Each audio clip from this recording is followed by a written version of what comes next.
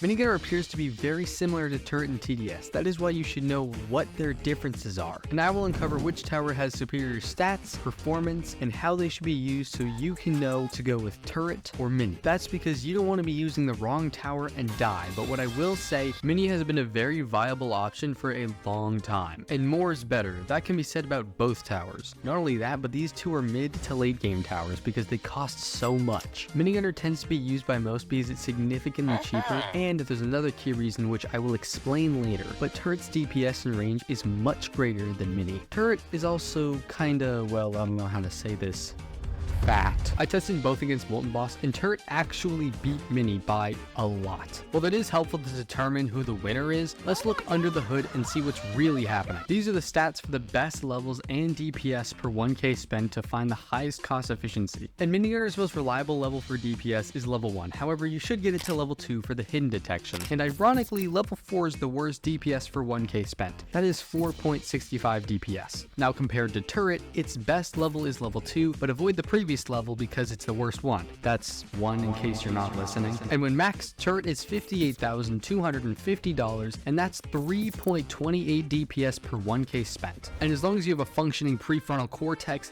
that number is lower than that one. But that's just some numbers. Let's break down why this matters. And if you're tight on money, this cost efficiency is very important. So, turret isn't great for a cost because it's one of the most expensive towers to max in TDS. But if that money wasn't a huge problem, turret would be a clear winner with a little more than double mini's DPS. However, its placement limit is its diminishing factor. That only allows 5, which is about 956 DPS. On the other hand, Minigunner is unlimited, which is the reason why everyone uses it. If you have 40 max minis, that's about 3,700 DPS, which destroys turret. So all of that considered, I would rank mini A tier and turret A tier. I'm putting both of them on the same rank because they aren't too different. The DPS turret can output is its strength, and cost efficiency is mini's strength. Those are the main differences. However, I would recommend mini because he's affordable and has higher payoff. But what I really feel is that turret should be an accelerator replacement until you get Excel. That means it should do more DPS, maybe slower fire rate, but higher damage to be a better boss killer. And if that happened, Minigunner and turret would have strengths and weaknesses that are unique to them. It's kind of like Cryo and Frost Blaster. Cryo is very good at slowing enemies, and Frost Blaster has very good pierce damage, but